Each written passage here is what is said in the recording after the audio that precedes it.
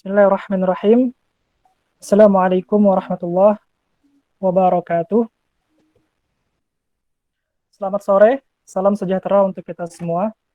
Selamat datang dan kami ucapkan terima kasih yang sebesar-besarnya kepada Kang Hasan, kepada yang terhormat Kang Hasan selaku pemateri kajian online FKI Asyarat Fakultas Teknik Universitas Lambung Mangkurat pada sore hari ini. Yang kami hormati Ketua Umum FKI Asyarat Fakultas Teknik Universitas Lambung Mangkurat, Pak Saudara Muhammad Reza Farhani, dan yang kami hormati Ketua Umum FKI, Ketua Pelaksana Kajian Online FKI Asyarat Fakultas Teknik Universitas Lambung Mangkurat, Saudara Ajril Fahria Ciputra, serta kawan-kawan sekalian yang dirahmati Allah. Alhamdulillah, marilah kita panjatkan puji syukur kita kehadirat Allah Subhanahu wa Ta'ala, karena atas berkat rahmat dan karunia-Nya lah kita bisa sama-sama mengikuti kajian online pada sore hari ini. Dan semoga kita semua dalam keadaan sehat walafiat. Amin ya rabbal alamin. Salawat serta salam tak lupa kita haturkan kepada junjungan kita Nabi besar Muhammad sallallahu alaihi wasallam yang telah membawa kita dari zaman kegelapan menuju zaman yang terang benderang akan ilmu pengetahuan. Semoga kita senantiasa mendapatkan syafaat beliau hingga hari kiamat. Hadirin yang dirahmati Allah, kami ucapkan selamat datang dalam acara kajian online FKI Asyarat Fakultas Teknik Universitas Lambung Mangkurat tahun 2020 yang diselenggarakan hari ini, Jumat 24 Juli 2020, dengan mengusung tema Insecure atau Bersyukur. Baiklah, sebelum memulai acara, izinkan saya selaku MC untuk membacakan susunan acara pada hari ini. Yang pertama yang akan diawali dengan pembukaan, dilanjutkan dengan pembacaan tilawatil Quran, kemudian dilanjutkan lagi dengan sambutan-sambutan, dan langsung nanti kita akan menuju kepada acara inti, yakni pemaparan materi dan tanya jawab dengan tema insecure atau bersyukur, dan dilanjutkan dengan doa serta penutup. Hadirin yang dirahmati Allah, acara pembukaan kajian online FKI Asyarat Fakultas Teknik Universitas Lambung Mangkurat tahun 2020 dimulai. Memasuki acara yang pertama, yakni pembukaan. Agar acara berlangsung dengan lancar dan bermanfaat bagi seluruh peserta yang hadir, marilah bersama-sama kita buka acara ini dengan mengucapkan basmalah.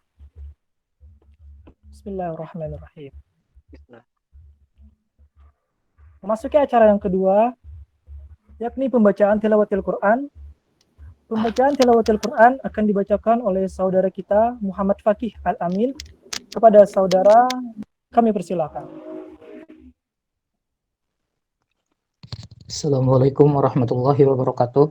Waalaikumsalam warahmatullahi wabarakatuh.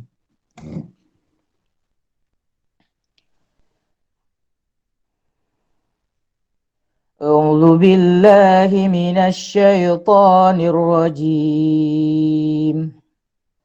Bismillahirrahmanirrahim. وضرب الله مثلا قرية كانت آمنة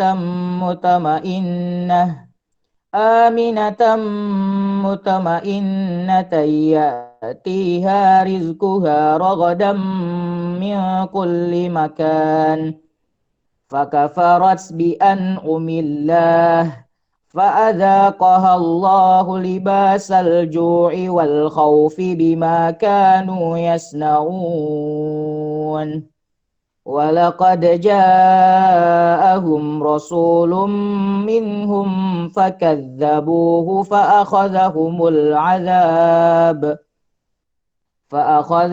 العذاب وهم ظالمون فكلوا مما رزقكم الله حلالا طيبا واشكروا نعمة الله إن كنتم إياه تعبدون إنما حرم عليكم الميتة والدم ولحم الخنزير وما أهل لغير الله به فمن اضطر غير باغ ولا عاد فإن الله غفور رحيم.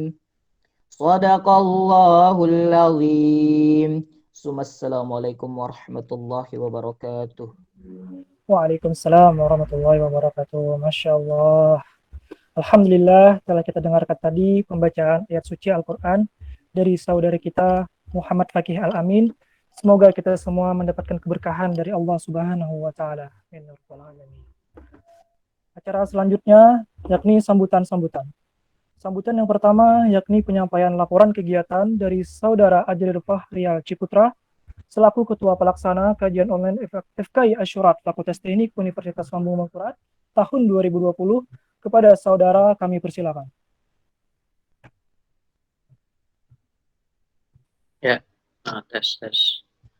Bismillahirrahmanirrahim. Assalamualaikum warahmatullahi wabarakatuh. Yang terhormat pemateri kita pada hari ini, Kang Hasan, yang kami hormati Ketua Umum FKI Asyurat Muhammad Reza Farhani, serta teman-teman sekalian yang berbahagia. Puji syukur kehadirat Allah Subhanahu wa Ta'ala, karena berkat nikmat dan karunia-Nya jualah kita dapat bersama-sama menuntut ilmu pada kajian online pada sore hari ini. Tidak lupa juga salawat dan salam kita aturkan kepada junjungan kita Rasulullah SAW beserta para sahabat dan pengikut beliau hingga akhir zaman. Sebelumnya saya mengucapkan terima kasih banyak kepada pemateri kita hari ini, Kang Hasan, yang mau menyempatkan waktunya untuk mengisi kajian online pada sore hari ini. Pada kegiatan kajian online kali ini, kami memilih tema insecure atau bersyukur. Tema ini dipilih karena seperti yang kita tahu, pada akhir-akhir ini banyak sekali fenomena orang-orang, khususnya pemuda atau mungkin disebut juga kaum milenial seperti itu, yang merasa dirinya itu insecure akan suatu hal. Nah, akibat dari insecure ini, banyak pemuda atau kaum milenial tadi itu merasa gelisah, sampai-sampai mereka lupa bersyukur dengan apa yang sudah mereka dapatkan, seperti itu. Oleh karena itu, harapannya dengan kajian online kita hari ini, teman-teman dapat memikirkan kembali dampak yang didapat jika kita terus-menerus merasa insecure, dan sekaligus menambah rasa syukur kita kepada Allah Subhanahu wa Ta'ala dengan apa yang sudah kita raih hingga saat ini. Mungkin itu saja yang dapat saya sampaikan. Salah khilaf mohon maaf. Assalamualaikum warahmatullahi wabarakatuh. Waalaikumsalam warahmatullahi wabarakatuh. Baiklah, telah kita dengarkan bersama penyampaian laporan kegiatan dari Ketua Pelaksana Kajian Online FKI Asyurat Fakultas Teknik Universitas Lambung Mangkurat tahun 2020. Sambutan selanjutnya dari Ketua Umum FKI Asyurat Fakultas Teknik Universitas Lambung Mangkurat, sekaligus membuka acara secara resmi. Kepada Saudara Muhammad Reza Farhani kami persilakan. Oke. Assalamualaikum warahmatullahi wabarakatuh. Assalamualaikum warahmatullahi wabarakatuh. Puji syukur atas kehadirat Allah Subhanahu wa Ta'ala, karena atas limpahan karunia-Nya Allah kita dapat berkumpul di ruang virtual ini dalam rangka menuntut ilmu. Tak lupa salawat serta salam kita aturkan kepada junjungan kita Nabi besar Muhammad SAW, yang membawa kita dari zaman penuh kegelapan menuju zaman yang terang benderang. Yang saya hormati pemateri dalam kegiatan hari ini, Kang Hasan, yang saya hormati juga peserta kegiatan hari ini, dan juga kepada seluruh rekan-rekan panitia yang melimpahkan segenap tenaganya demi keberlangsungan acara hari ini. Jadi kegiatan ini adalah bentuk respon kami terhadap topik yang sering muncul di media sosial belakangan ini mengenai rasa insecure, bagaimana Islam sebagai the way of life, sebagai cara untuk hidup memandangnya seperti itu.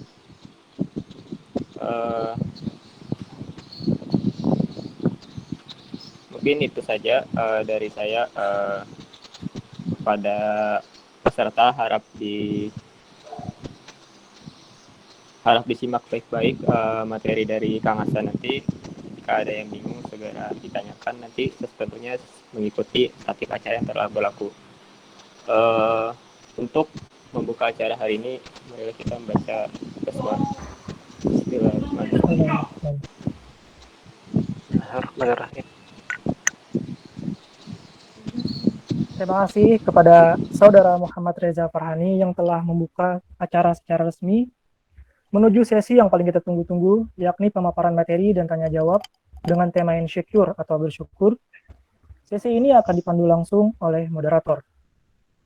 Moderator kita kali ini adalah Saudara Ahmad Cahyadi. Sebelumnya saya akan membacakan secara singkat CP moderator kita pada hari ini.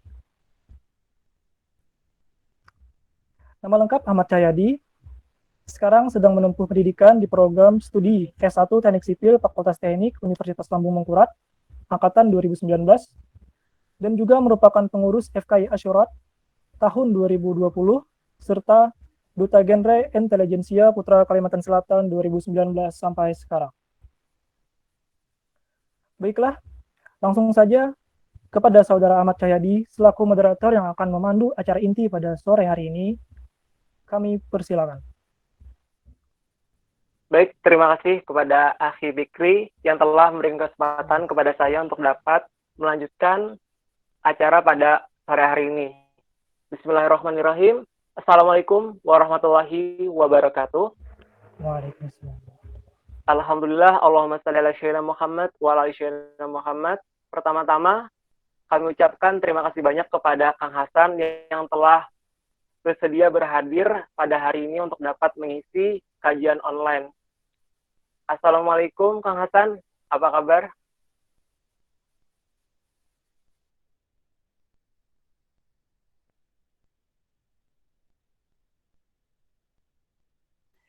Waalaikumsalam warahmatullahi wabarakatuh. Alhamdulillah khair. Alhamdulillah bil khair. Baiklah, bismillahirrahmanirrahim. Sebelumnya, Ana akan membacakan terlebih dahulu kurikulum vitae dari Kang Hasan. Nama lengkap beliau adalah Muhammad Nazwar. Beliau lahir di Banjarmasin, orang Banjarmasin asli, 13 Oktober 1998. Nah, saat ini beliau sedang menempuh pendidikan di Fakultas Tarbiyah, jurusan Pendidikan Agama Islam, Universitas Islam Negeri Antasari, Banjarmasin.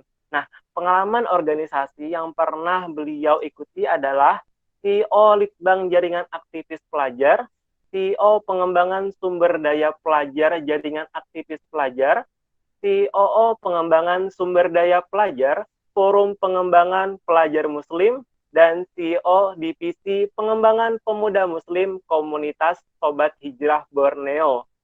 Banyak sekali pengalaman organisasi dari beliau ini. Nah, kemudian aktivitas yang saat ini beliau jalani ada guru tahsin Rumah Tahfiz Al-Jannah, pelatih ekskul panah di SMA Citra Madinatul Ilm CMI Banjarbaru, pembina kelompok studi Islam Ar-Rasyid SMA N1 Gambut, dan yang terakhir pelatih panah KSI Asyam SMKN 1 Kertakanyar. Jadi beliau ini ternyata juga ahli dalam memanah, jadi sungguh luar biasa pengalaman beliau dan aktivitas-aktivitas beliau. Semoga kita semua bisa mengambil manfaat hikmah dari apa yang nanti akan disampaikan oleh Kang Hasan. Nah, selanjutnya di sini sebelumnya saya akan menjelaskan dulu tentang sesi tanya jawab nanti, bahwasanya pada saat sesi tanya jawab ada untuk pemaparan materi ada waktu 30 menit kepada Kang Hasan, kemudian ada waktu 20 menit untuk sesi tanya jawab kepada peserta. Boleh menanyakan di room chat dengan format nama _ pertanyaan. Pertanyaan boleh diajukan pada saat tausiah berlangsung, dan nanti akan kami bacakan 3 pertama pada saat sesi tanya jawab. Nah, pada pada hari ini kita mengangkat tema insecure atau bersyukur. Tema yang sangat menarik untuk kita dengarkan bagaimana sharing dari Kang Hasan dalam memandang insecure atau bersyukur. Nah, kita kan sebagai seorang generasi muda nih, seorang yang masih mencari jati dirinya, mungkin masih kurang dalam banyak hal dan ingin bagaimana bisa bersyukur dengan sebenar-benarnya. Kemudian mungkin masih ada rasa minder, kurang percaya diri, atau kurang bersyukur. Apa sih cara mengubah rasa insecure itu menjadi rasa bersyukur kepada Allah Subhanahu wa Ta'ala dalam pandangannya dalam hal Islam. Nah, kepada Kang Hasan, kepada semuanya mungkin kita sudah penasaran nih bagaimana sharing dan materi yang akan disampaikan oleh Kang Hasan. Kepada Kang Hasan, kami persilakan. Bismillahirrahmanirrahim. Assalamualaikum warahmatullahi wabarakatuh. Waalaikumsalam warahmatullahi wabarakatuh. Bismillahirrahmanirrahim. Innalhamdulillah nahmaduhu wa nasta'inuhu wa nastaghfiruh wa na'udzu billahi min shururi anfusina wa min sayyiati a'malina. Man yahdihillahu fala mudilla lahu wa man yudlil fala hadiyalah. Asyhadu an la ilaha illallah wa asyhadu anna Muhammadan abduhu wa rasuluhu ya nabiyya ba'dah. Faqala Allah ta'ala bil Qur'anil Karim ya ayyuhalladzina amanu taqullaha haqqa tuqatih wa la tamutunna illa wa antum muslimun.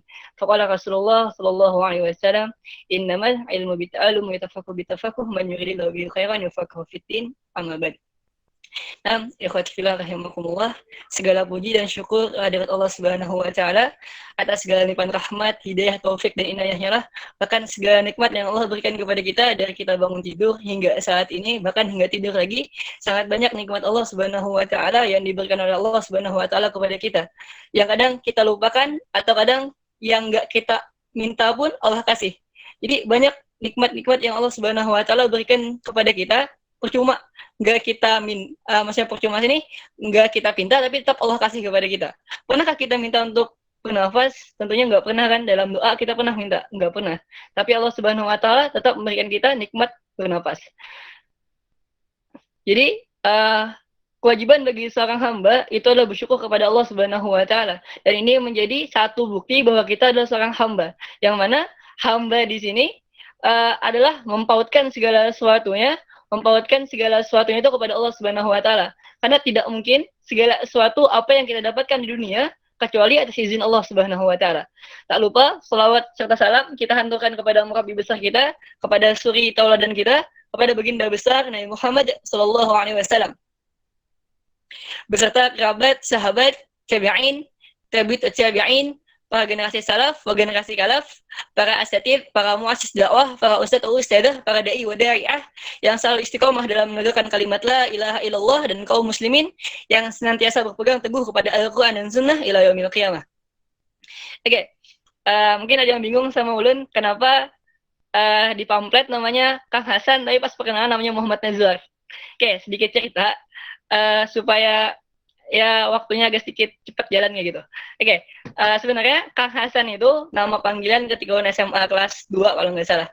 Jadi waktu SMA dulu itu booming yang namanya kunyah atau nama panggilan. Contoh kayak Abu Hurairah, habis itu Abu Bakar, Abu Dzar Al-Ghifari dan sebagainya. Jadi dulu itu booming dengan kalimat-kalimat panggilan dengan kunyah Abu kayak gitu.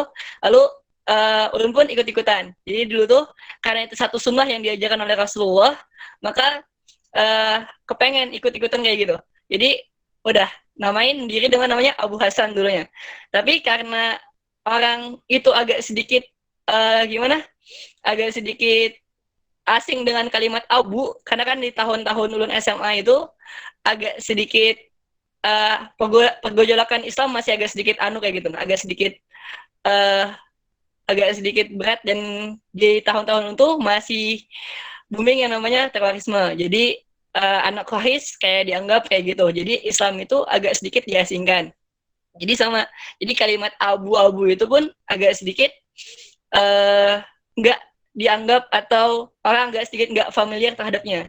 Jadi dulu tuh lebih condong dipanggilnya Kang Hasan daripada Abu Hasan. Nah kayak gitu. Jadi dari situ dipanggilnya Kang Hasan. Jadi Kang Hasan itu menjadi nama pena ulun sejak SMA kelas 2 sampai saat ini. Oke, itu sedikit penjabaran dari nama Kang Hasan lah. Oke, nah sebenarnya kalau kita bilang kajian online secara kayak gini sebenarnya agak enaknya ada nggak enaknya. Kenapa nggak enaknya? Nggak enaknya kayak ulun nih ngomong sendirian kayak orang biasa kayak orang gitu kan paham tuh ngomong sendirian nggak ada teman bicara pokoknya taunya sendirian doang kayak gitu jadi kayak orang ya teman tahu lah orang gila gitu ngomong-ngomong sendirian nggak ada lawan bicara jadi agak sedikit konyol sih sebenarnya kalau kita kayak gini jadi ini juga satu hal kenapa jadi Ulun sempat merasakan jadinya kenapa Ustadz Ulun itu membatalkan kajian kitabnya lewat online karena mungkin merasa nggak enak ngomong sendirian tanpa ada feedback dari peserta. Jadi selama Ulun ngajar, entah itu di ngajar tahsin anak SMA ataupun di rumah tahfiz, itu pasti ada feedback. Ketika Ulun bicara, buhannya nimbal ada feedback dari buhannya sendiri kayak gitu. Jadi kalau ngomong ya ada lawan bicara. Tapi kalau ini sendirian ngomong kan kasihan. Oke, Nam. Apa namanya? Kemarin diminta untuk ngisi materi tentang insecure atau bersyukur. Jadi ketika Ulun tanya tentang tujuan materinya, maka disampaikan sama panitia, tujuan yang ingin dicapai itu adalah karena kita sudah masuk dalam ranah dewasa, maka kita dituntut untuk bisa membedakan mana yang baik, mana yang buruk. Kayak gitu kan panitia? Nah, oke. Kalau Bu Hanpian sudah masuk yang namanya situasi kuliah, maka secara otomatis Bu Hanpian pasti bisa membedakan mana yang baik, mana yang buruk. Oke, contoh kayak gini. Kepada Ahmad Cahyadi, anak nanya kalian tuh. Misalnya kayak gini. Antara insecure atau bersyukur, antum milih yang mana? Oke, berarti udah kelar kan? Materi kita sudah terpenuhi sama tujuan materi. Jadi nggak perlu kebanyakan sampaian. Oke, sebenarnya yang jadi titik berat kita itu bukan cuma mengetahui mana yang baik, mana yang buruk. Tapi yang jadi titik berat kita itu adalah kita mengamalkan dan mengaplikasikan. Karena banyak orang yang tahu sesuatu itu buruk tapi masih dikerjakan. Dan banyak orang yang tahu sesuatu itu baik tapi ditinggalkan. Itu yang jadi permasalahan kita. Jadi yang jadi titik berat kita itu bukan pengetahuan tapi pengamalan. Tapi pengamalan di atas dasar ilmu. Karena nggak mungkin seorang itu beramal tanpa dibarengi dengan ilmu. Sampai di sini. Oke, selanjutnya Ana ucapkan jazakumullah khairan kepada para panitia termasuk yang telah mengundang Ana sebagai pemateri. Karena ini satu pembelajaran besar bagi Ana karena Ana sendiri nggak pernah ngisi secara online untuk tingkat kampus. Kalau untuk tingkat SMA ya bisa dibilang pernah dan sering kayak gitu. Tapi kalau untuk tingkat kuliah itu jarang. Bukan jarang, nggak pernah sama sekali. Dan ini yang pertama kali. Dan kalau disuruh milih, Ulun lebih senang ngajar itu atau ngisi materi itu dalam bentuk tatap muka langsung, offline. Kenapa? Karena enak bisa berdiri, bisa duduk, bisa pakai papan tulis dan sebagainya. Kalau ini kan agak sedikit monoton pembelajaran kita. Tapi ya nggak apa-apa, semoga Allah Subhanahu Wa Taala memberikan kita rezeki berupa ilmu dan kefahaman, insyaallah. Karena ini menjadi satu wasilah bagi kita untuk belajar Islam lebih dalam. Jadi Rasulullah Shallallahu Alaihi Wasallam bersabda, "Man salaka tariqan yaltamisu fihi ilman, salallahu tariqan ilal jannah." Barang siapa yang menempuh satu jalan untuk menuntut ilmu, maka Allah akan mudahkan jalannya menuju surga. Dan semoga ini menjadi wasilah bagi kita untuk Allah mudahkan kita untuk menuju surganya Allah. Kenapa? Karena yang namanya menuntut ilmu itu wasilahnya banyak, bisa dari kajian online, offline, ataupun bisa ngambil pembelajaran dari mana aja, termasuk internet dan YouTube. Tapi harus kita pahami, kalau kita ngambil pembelajaran dari mana aja, tapi kita harus tahu sumbernya. Jadi, ketika kita belajar, kita juga harus punya guru, gitu. Oke, sebenarnya kalau kita bilang insecure atau bersyukur, Ulun termasuk orang yang agak sedikit minder dengan kapasitas keilmuan. Kenapa? Karena Ulun bukan orang pondokan. Ulun nggak pernah mengacam bangku pondok. Jadi dari kalau lewat pendidikan Ulun, SD, MTS, SMA, UIN Antasari. Cuman nuansanya cuma di MTS sama UIN. Tapi kalau kita bicara di MTS, Ulun pun termasuk orang yang bisa dibilang dalam pemahaman agama ketika MTS pun agak sedikit kurang. Bahkan kalau ada yang di sini MTS-nya Banjar Selatan 01 atau Bansal, atau yang pernah sekelas sama Ulun pasti tahu, Ulun tuh orang yang paling sering berdiri di depan kelas dalam mata pelajaran Quran Hadis. Jadi itu satu hal, karena Ulun pun lahir dari keluarga orang awam, jadi agak sedikit nggak paham tentang agama dari lahir sih, nggak dari kecil. Jadi baru belajar Islam ketika SMA sampai saat ini. Nah, jadi waktu MTS pun lucu aja sebenarnya. Ulun yang dari SMA, dari MTS itu nilai Quran hadisnya agak sedikit ke bawah, tapi Masya Allah, ketika Ulun kuliah malah ngajar ke bidang Quran. Itu agak sedikit, ya lucu sih sebenarnya. Tapi itulah takdir Allah Subhanahu wa Ta'ala, ketika Allah Subhanahu wa Ta'ala menentukan kita kemana jalan yang lebih baik. Oke, Nam. Dari itu membahas masalah insecure atau bersyukur. Sebenarnya yang jadi permasalahan kita itu kenapa sih kita jadi insecure ya gitu? Kenapa kita minder dengan diri kita sementara Allah Subhanahu wa Ta'ala menciptakan kita dengan sebaik-baiknya penciptaan. Bahkan kata Allah Subhanahu wa Ta'ala, kita itu ditinggikan derajatnya daripada semua alam. Dengan apa? Dengan ilmu dan amal. Itu menjadi nilai lebih kita daripada yang lain. Bahkan Allah Subhanahu wa Ta'ala bilang dalam suratin kan, wattini wazaitun wa turi sinin wa hadzal baladil amin. Laqad khalaqnal insana fi ahsani taqwim. Sungguhnya Allah Subhanahu wa Ta'ala itu menciptakan kita dengan sebaik-baiknya penciptaan. Jadi kenapa sih kita harus insecure, harus minder kayak gitu? Dengan bahwa kita ini udah diciptakan Allah Subhanahu wa Ta'ala dengan sebaik-baiknya ciptaan. Lalu lantas kenapa kita minder? Itu yang harus kita pahami, kenapa kita minder dengan padahal Allah Subhanahu wa Ta'ala itu sudah menciptakan kita dengan hasil yang luar biasa. Lalu lantas kenapa kita minder? Itu satu hal juga. Jadi sebenarnya kalau kita pahami, kita itu cuman gak paham apa sih kelebihan kita daripada orang lain. Itu aja. Contoh kayak gini. Kalau Ulun suruh berhentian, dalam waktu 10 detik, mikirkan 3 kekurangan berhentian. Oke, kita mulai. Ulun kasih waktu 10 detik, pikirkan 3 kekurangan berhentian. Oke, kita mulai.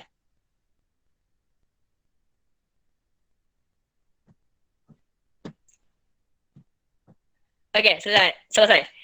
Kalau dalam waktu 10 detik, Ulun yakin berhentian bisa menuliskan atau bisa memikirkan bahkan lebih dari 3 kekurangan. Kenapa? Ya, karena itulah kita. Oke, lanjut. Sekarang Ulun kasih waktu sama 10 detik, pikirkan 3 kelebihan. Tafadhol.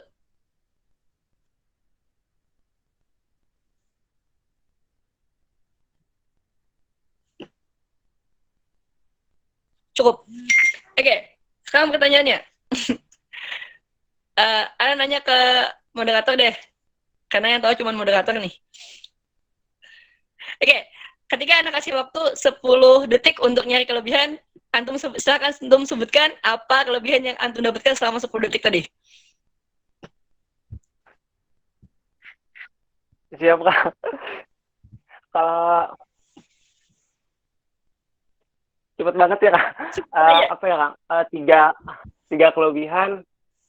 Apa ya? Mungkin rajin, tepat waktu, sama suka berteman. Waduh. Oke, syukuran. Nah, kadang kita itu sudah nyebutin kekurangan kelebihan kita. Kenapa? Karena kita tuh cenderung menilai kita tuh banyak kurangnya daripada lebihnya. Jadi ketika kita disuruh memilih atau mencari potensi kita, maka kita pasti memandangnya kayak gini. Kita tuh melihat bahwasanya kelebihan itu ada ketika kita tuh lebih daripada orang lain. Contoh, kalau kita punya ahli di bidang desain, tapi kita nggak ngerasa kita tuh ahli. Kita ngeliat banyak orang yang lebih ahli daripada kita, lalu kita minder dengan hal itu. Lalu kita nggak nganggap bahwasanya desain itu adalah keahlian kita. Atau misalkan, kita orang yang ahli dalam public speaking, tapi kita kadang minder, kenapa? Karena ada orang lagi yang lebih hebat daripada kita. Nah, kadang kita tuh ngerasa potensi itu ada ketika potensi itu nggak sama orang lain. Aku bisa ini, dia nggak boleh sama kayak aku, kayak gitu. Itu menjadi satu pola pikir yang mana itu mempengaruhi potensi kita. Karena kita dikasih batasan bahwasanya yang namanya potensi itu harus lebih daripada orang lain, dan yang namanya potensi orang lain nggak punya, aku punya, kayak gitu. Oke, lanjut.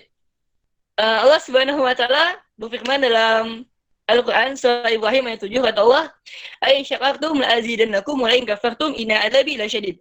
Bersyukurlah kepadaku maka akan kutambah, dan barang siapa yang kufur ingat azabku sangat pedih. Oke, apa hubungannya dengan insecure? Hubungan itu simpel. Ketika kita lupa dengan nikmat Allah Subhanahu wa taala, ketika kita memandang segala sesuatu yang terjadi pada kita itu adalah kekurangan yang Allah berikan kepada kita, maka yang terjadi apa? Kita kufur atas nikmat Allah Subhanahu wa taala. Jadi ketika kita itu dikasih sama Allah Subhanahu wa taala kekurangan, maka kita menganggap kita cuman condong kepada kekurangan kita hingga lupa kelebihan yang kita miliki. Jadi kayak gitu. Ketika kita dikasih Allah kekurangan, kita lebih condong kepada ketika kita dikasih Allah kelebihan, kita malah condong kepada kekurangan yang Allah kasih daripada kelebihan. Itulah sifat manusia. Lalu kita berkeluh kesah kepada Allah Subhanahu wa taala dengan keadaan itu. Kok aku kayak gini sih? Kok gue kayak gini sih? Kok Allah timpain ini ke aku sih? Atau sebagainya kayak gitu. Kok Allah kayak gitu banget? Kok Allah kayak gini? Malah kita menyerahkan takdir atas apa yang Allah sampaikan, yang Allah berikan. Itu jadi satu permasalahan bagi kita. Padahal, kalau kita pahami, ngeluh itu boleh nggak? Oke, nanya lagi sama Ahmad Cahyadi. Nanya sama moderator deh, sekali lagi. Oke, ngeluh itu boleh nggak? Ngeluh itu boleh nggak? Ngeluh. Menurut Ana boleh sih, Kang, tapi dalam hal yang positif. Kayak gimana tuh contohnya? Misal nih, kita ngeluh kalau kita ini kurang ilmu pengetahuan sama orang lain, terus kita dengan mengeluh itu kita bisa jadi motivasi buat kita terus untuk meningkatkan ilmu kita. Oke, Gitu, Kang. Mantap, Masya Allah, luar biasa. Moderator kita luar biasa. Ya nggak tahu moderator aja di pemateri, bukan Ana gitu. Oke. Oke, nah, Masya Allah, luar biasa. Jadi kayak gini, ketika kita ingin mengetahui sesuatu, batasan-batasan yang ada, maka kita perlu ilmu. Contoh kayak gini, kita mengeluh itu boleh apa enggak sih? Jawabannya boleh. Kenapa boleh? Itu fitrah yang Allah berikan kepada manusia. Surah Al-Ma'arij ayat 19-24. Kata Allah, "Innal insana khuliqa halu'a." Sungguhnya manusia itu diciptakan dengan sifat halu'a. Halu'a itu apa? Ulama menyampaikan bahwasanya halu'a itu sifat yang ada setelah ayat ini. Innal insana khuliqa halu'a wa idza masyahu syarru jazu'a wa idza masahul khairu manu'a. Ketika dia ditimpa dengan keburukan, dia keluh kesah atau dia berputus asa dari rahmatnya Allah Subhanahu wa taala. Dan ketika dia ditimpa dengan kebaikan, dia kikir, dia kalau bahasa orang Banjar pemalar. Nah, kayak gitu. Dia nggak mau bersyukur, dia nggak mau membagi rezeki yang dia dapatkan, dia nggak mau berbagi kebaikan yang dia dapatkan dengan orang lain. Nah, itu. Pada dasarnya sifat ngeluh itu boleh jika ditempatkan pada tempat yang tepat. Jadi kita tuh nggak bisa menilai sesuatu itu salah atau benar tanpa didasari atas ilmu. Contoh kayak gini, kemarin Masya Allah luar biasa, kemarin waktu ulun di halakoh sama kawan-kawan, ulun dapat satu tugas taujih tentang tabdzir atau mubadzir atau boros. Nah, jadi boros itu saya lagi nanya sama Ahmad Cahyadi. Boros itu boleh nggak? Boros itu boleh nggak? Boros. Boleh, Kang. Boleh. Asal sesuai tempatnya. Ya. Oke. Kami ngebahas masalah boros. Jadi ulama menyatakan boros itu ada dua hal. Ada yang namanya tabdzir, boros, ada yang namanya israf atau berlebihan. Nah, keduanya ini adalah suatu hal yang ketika kita salah menempatkannya maka akan menjadi sebuah dosa. Contoh kayak gini. Yang namanya tabdzir atau boros, ketika kita makan berlebihan atau kita makan secara misalnya kita punya uang 10.000. Habis itu ada nasi bungkus harga 5.000, tapi kita beli 2. Nah, itu namanya tabdzir apa israf. Bisa dikatakan tabdzir, bisa dikatakan israf. Tapi pada dasarnya tabdzir itu gimana lah? Di kami tuh kemarin tuh sempat ngebahas masalah makan. Jadi orang dikatakan mubazir dalam makan atau israf dalam makan tuh kapan? Itu. Apa ada batasan orang itu dikatakan israf dalam makan atau berlebihan dalam makan?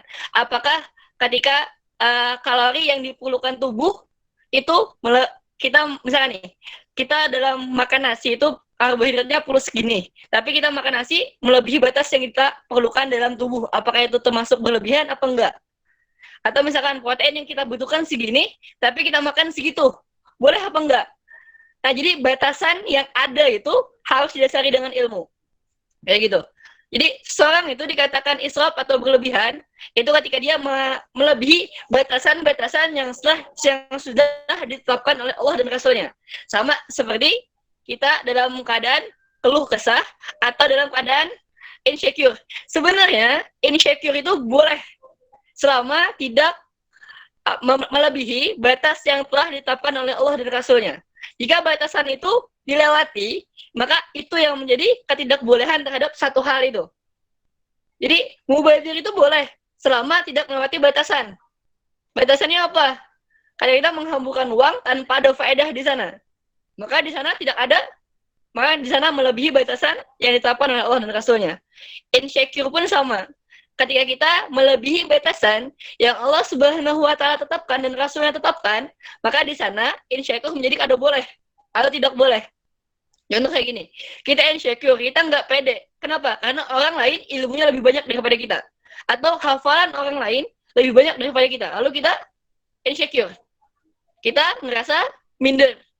Tapi minder kita ini bisa kita manipulasi, bisa kita ubah. Jadi motivasi. Kita minder dari orang yang anak kecil nih, hafalan. Kalau di tahfiz ulun, anak kelas 6 SD hafalan 10 juz. Itu dalam 3 tahun terakhir dari tahun 2017 sampai tahun 2020. Ya, hampir 4 tahun nih. Udah 10 tahun hafalannya.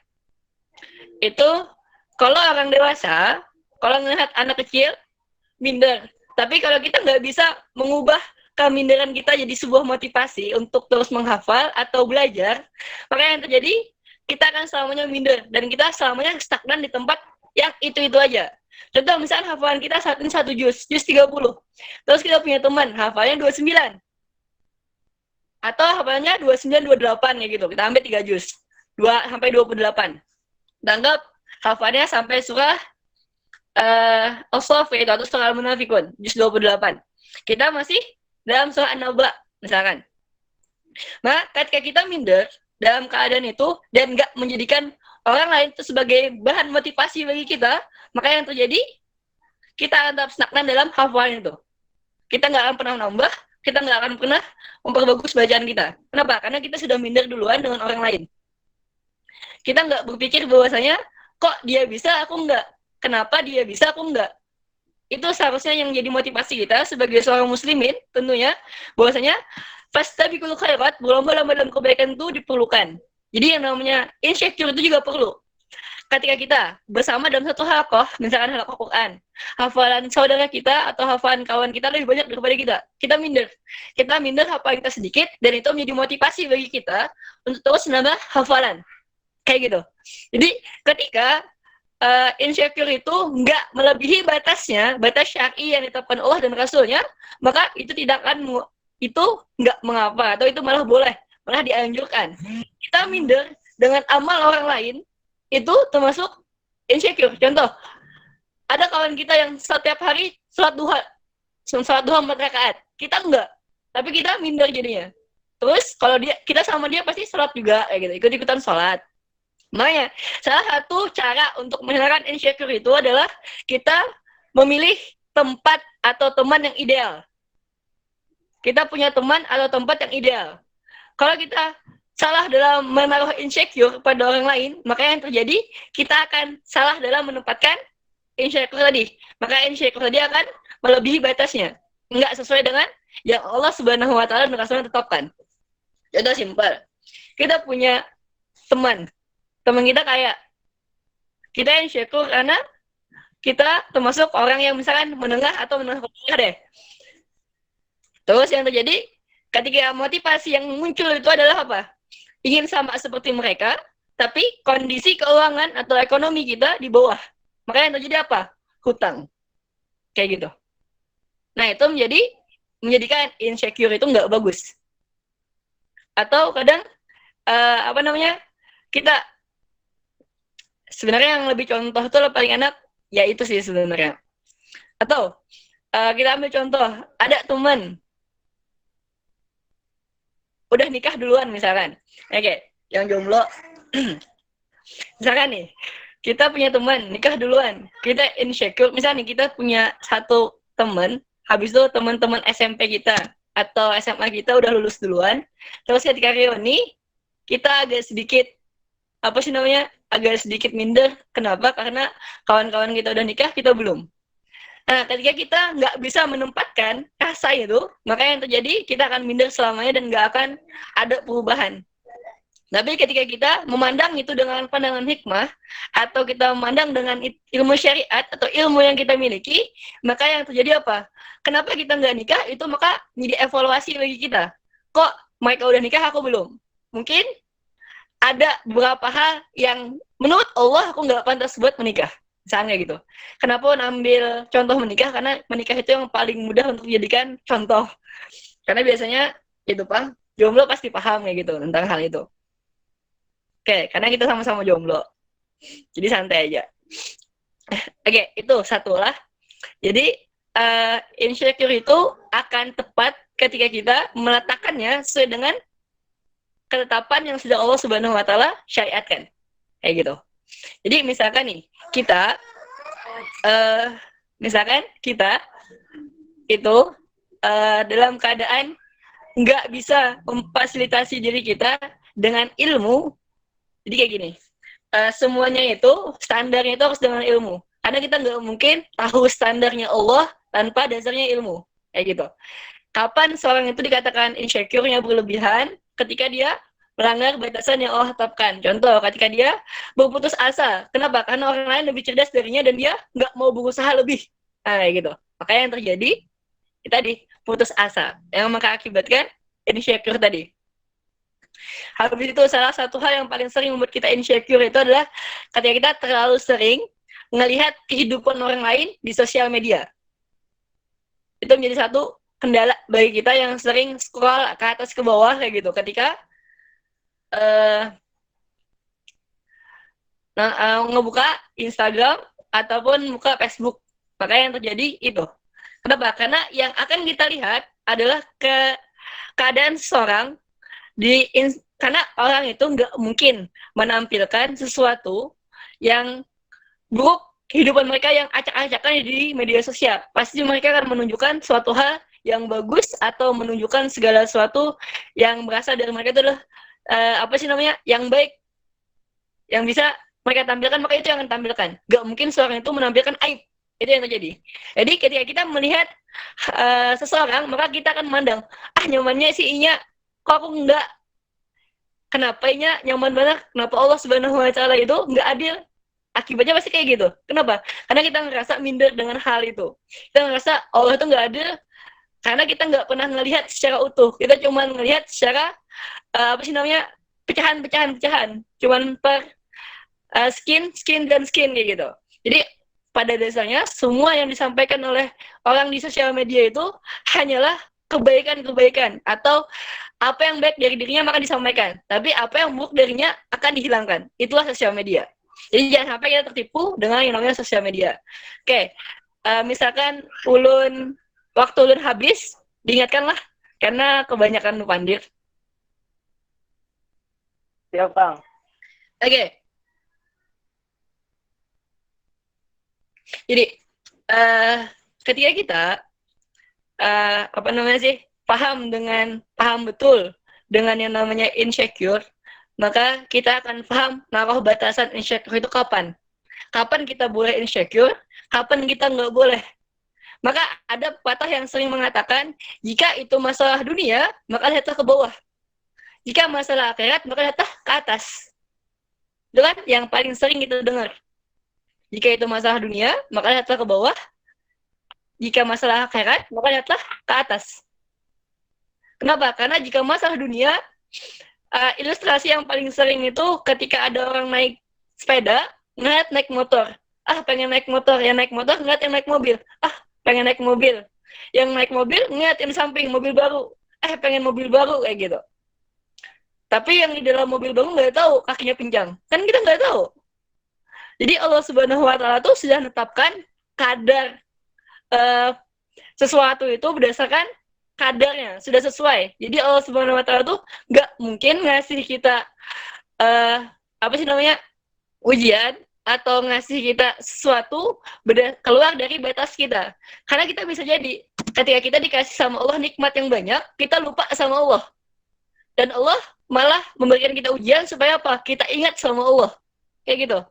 Bisa jadi kan yang kita hari ini ekonominya ke bawah, kita selalu minta sama Allah, kita selalu berharapnya sama Allah. Tapi ketika kita sudah di atas, kita lupa sama Allah. Lalu kita bilang, ini semua hasil kerja kerasku. Lalu melupakan Allah di bagian situ.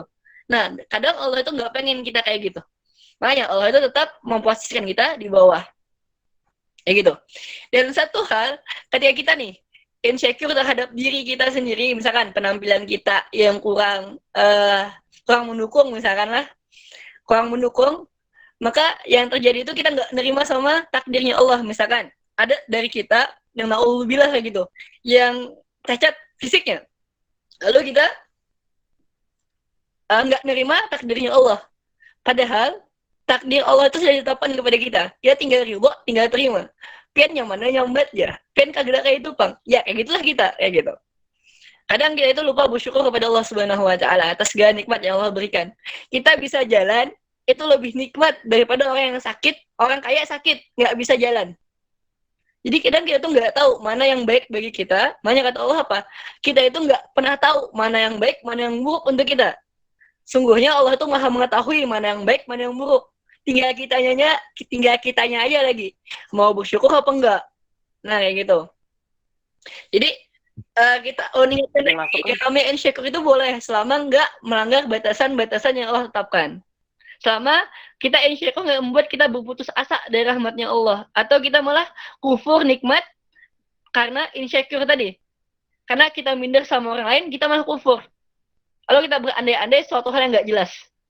Padahal bisa jadi kan orang kaya itu malah menggunakan hartanya kepada jalan yang nggak diridhoi oleh Allah Subhanahu Wa Taala. Misalkan beli ini beli itu yang bahkan itu suatu hal yang haram, misalkan kita nggak tahu. Kita melihat kalau buat kalian perhatikan banyak artis itu yang tersandung kasus narkotika, pasti kayak gitu kan? Kenapa? Karena mereka pun kadang mereka pun ingin jadi seperti kita ingin seperti mereka. Itulah salah satunya kita karena lupa bersyukur kayak gitu. Nah, seperti itu. Lanjut. Padahal Allah Subhanahu Wa Taala itu bilang dalam surah Saba, kata Allah, kebanyakan dari manusia itu nggak bersyukur. Itu sudah jadi satu hal yang Allah sampaikan dan itu menjadi qadarullah, bahwasanya banyak dari kita yang nggak bersyukur atas nikmat Allah Subhanahu Wa Taala. Padahal banyak nikmat Allah Subhanahu Wa Taala yang diberikan kepada kita percuma, gratis loh, free ya gitu, nggak berbayar. Coba antum bayangkan, tabung gas oksigen di rumah sakit itu berapa sih? Jadi ketika ada seorang, ini udah diceritakan lama lah, wadah nulun, ketika anak SMA pernah diceritakan kayak gini, ada anak SD, ditanya sama gurunya, 7 keajaiban dunia. Maka jawaban dari anak yang lain, maka sama kayak piramid, habis itu komodo, habis itu apa lagi sih? Menara Eiffel, dan sebagainya. Tapi ada satu anak yang jawab apa? 7 keajaiban dunia itu adalah mata. Kita bisa melihat dengan mata. Mulut, kita bisa bicara dengan mulut. Telinga, kita bisa mendengar. Penciuman, kita bisa mencium suatu hal. Habis itu tangan, kaki, semua indera kita. Itu adalah 7 keajaiban dunia misalkan. Itulah keajaiban dunia yang nggak kita pikirkan. Keajaiban dunia yang nggak kita rasakan. Bahwasanya itu adalah keajaiban dunia. Nah, kayak gitu. Oke, kayak apa? Lanjut kah? Izin Kang, waktunya tinggal Oke, 4 siap, menit. Masya Allah. Iya, Kang. Oke, nah jadi kita yang harus kita pahami itu adalah ketetapan yang Allah berikan, bahwasanya semua takdir yang Allah berikan kepada kita itu adalah kebaikan yang Allah berikan kepada kita. Tinggal kitanya aja lagi. Bicara tentang qada dan qadar, pagi tadi lumayan lucu sebenarnya. Bicara sama mama tentang kacamata, dan akhirnya kacamatanya patah. Karena bicaranya patah kayak gitu. Nih kenapa? Nih kan kacamata udah 1 tahun nih. Bicaranya kayak gitu. Kalau patah ada apa lah. Masya Allah. Nggak lama sejak itu patah. Itu menjadi satu hal yang konyol bagi orang sendiri gitu. Nah, mungkin bagi orang yang nggak nerima, ya kayak gitu. Tapi bagi orang yang nerima, insya Allah santai ketika menerima ketetapannya Allah. Kalau patah, ya udah patah. Terima. Ngapain lagi? Disesalin. Toh udah terjadi. Segala sesuatu yang udah terjadi, ya tinggal diterima. Ngapain kita keluhkan? Ngapain kita permasalahin? Kayak gitu. Udah, kalau patah, ya udah patah. Nggak ada masalah kayak gitu. Oke, Nam.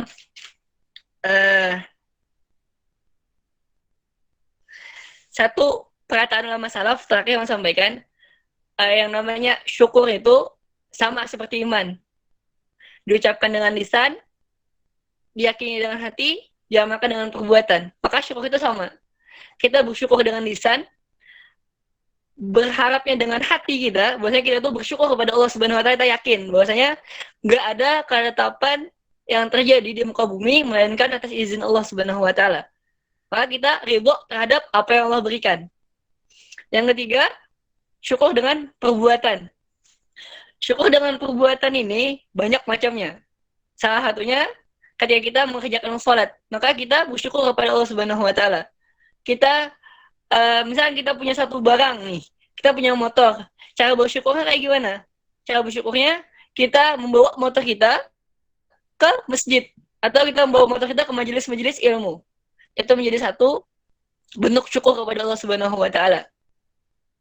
Ketika kita punya pakaian, bentuk syukur kita kayak gimana? Kita bawa sholat. Itulah bentuk syukur. Jadi kayak gitu.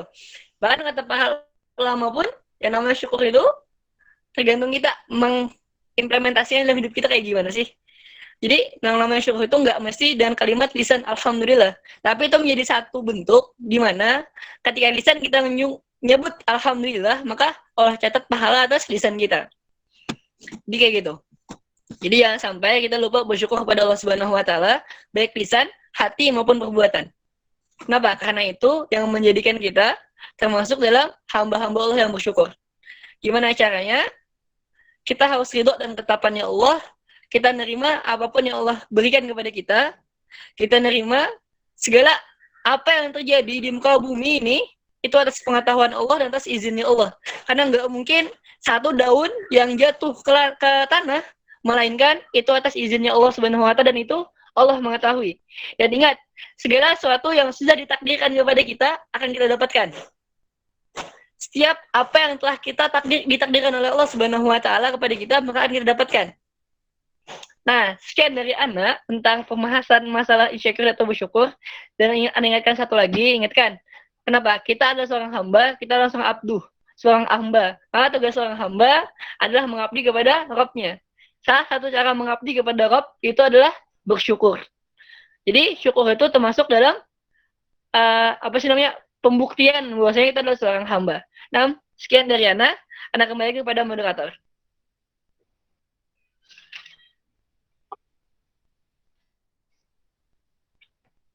Alhamdulillah, terima kasih banyak Kang Hasan.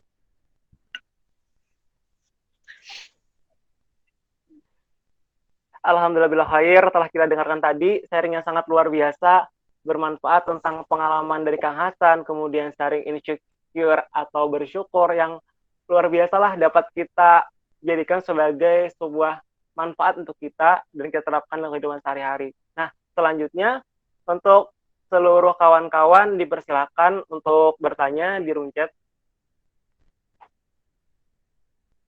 Sudah ada satu pertanyaan dari Rizali Adis Rahman. Pertanyaan kita tampung dulu sampai 3 pertanyaan. Buat teman-teman dipersilakan untuk bertanya.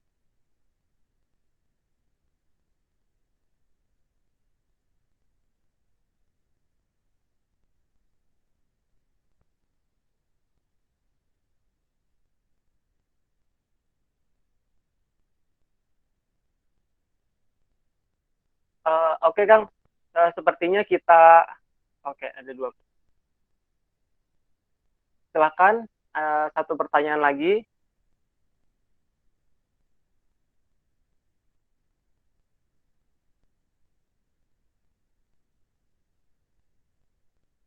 Atau mau sambil jalan nggak? Atau mau sambil jalan dulu? Jadi sambil Oke, jawab, Kang. siapa tahu ada yang mau tanya. Bisa, Kang, sambil jalan. Oke deh. Ana bacakan dulu, Kang, pertanyaan pertama dari Rijali Aris Rahman. Assalamualaikum warahmatullahi wabarakatuh. Ustadz, izin bertanya, apakah insecure itu termasuk perbuatan tercela? Lalu, bagaimana apabila kita insecure dengan hal agama agar kita menjadi lebih baik? Nah, itu gimana, Kang, penjelasannya? Mohon pencerahannya lo, ntar lo kasih sinter. Oke, Nam. Bismillah. Menjawab tentang itu, maka sungguhnya Allah Subhanahu wa Ta'ala itu apa sih namanya? Gak ada manusia yang Allah datangkan di teras kehidupan kita melainkan untuk pembelajaran bagi kita. Jadi ketika ada yang datang, maka itu adalah pembelajaran, entah itu bentuknya dunia atau akhirat. Nah, insecure itu boleh apa enggak sih? Maka jawaban anak boleh, jika dalam batasan yang Allah tetapkan. Misalkan insecure terhadap saudara kita yang hafalnya lebih banyak dan itu menjadi motivasi bagi kita untuk menambah hafalan, maka itu diperbolehkan. Maka itu menjadi satu hal di mana kita menjadi memacu diri kita untuk fastabiqul khairat atau berlomba-lomba dalam akhirat dengan saudara kita. Jadi ketika kita nih, makanya salah satu bentuk salah satu bentuk dalam agama ini adalah memilih teman. Kenapa? Karena teman duduk kita itu mempengaruhi insecure kita atau mempengaruhi emosional kita. Karena kata Rasulullah, ar-rajulu ala dinil khalilih. Seorang pemuda itu, seorang laki-laki itu atau seorang ar-rajul, kalau dalam bahasa Arab lah, kata-kata laki-laki itu bisa dinisbatkan kepada perempuan. Sementara kalimat yang untuk perempuan nggak bisa dinisbatkan untuk laki-laki. Tapi kalau Rasulullah bilang ar-rajul, maka bisa bentuknya khusus laki-laki, bisa bentuknya laki-laki perempuan, kayak gitu.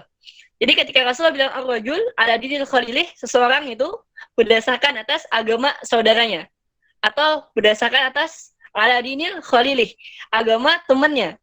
Kita sering dengar hadis bahwasanya barang siapa yang berteman dengan orang yang penjual minyak wangi, maka akan ikut tercium baunya. Bila orang itu berteman dengan pandai besi, maka akan tercepat api dari ketika dia kerja sama bau gosongnya. Maka gitu. Maka salah satu hal yang harus kita lakukan adalah mencari teman, nyari tempat. Jadi harus nyari kondisi lingkungan yang mendukung kita untuk belajar agama Islam. Habis itu milih teman-teman yang dimana teman itu bisa membawa kita menjadi lebih baik. Salah satunya tadi itu. Ketika kita berteman dengan orang yang hafal Quran, maka kita menjadi termotivasi untuk menghafal Quran, kayak gitu. Nah, sekian, Akh. Alhamdulillah, terima kasih, Kang, atas penjelasannya. Jadi berdasarkan tadi, insecure itu diperbolehkan ya, Kang, asal tidak berlebihan dan sesuai pada takarannya. Alhamdulillah. Untuk Akhi Rijali Aris Rahman, apakah jawaban dari Kang Hasan sudah jelas?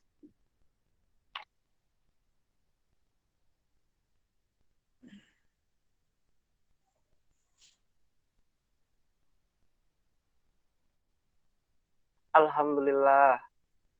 Nah, selanjutnya ada pertanyaan, Kang, dari Ukti Anissa Fitri. Assalamualaikum warahmatullahi wabarakatuh. Izin bertanya, bagaimana cara mengontrol diri agar tidak langsung menilai seseorang serta membandingkan dengan diri sendiri? Terkadang diri sendiri ini secara alami ketika bertemu dengan seorang langsung insecure dan nggak pede dan bahkan merasa tidak punya kelebihan apapun. Nah, itu gimana, Kang? pada saat melihat orang nih, baru melihat orang, terus kayaknya melihat orang ini mungkin lebih dari kita, terus kayak merasa langsung insecure nih. Gimana Kang tuh penjelasannya? Oke, nah, kayak gini. Seseorang itu kadang memandang orang lain langsung di titik dia sukses.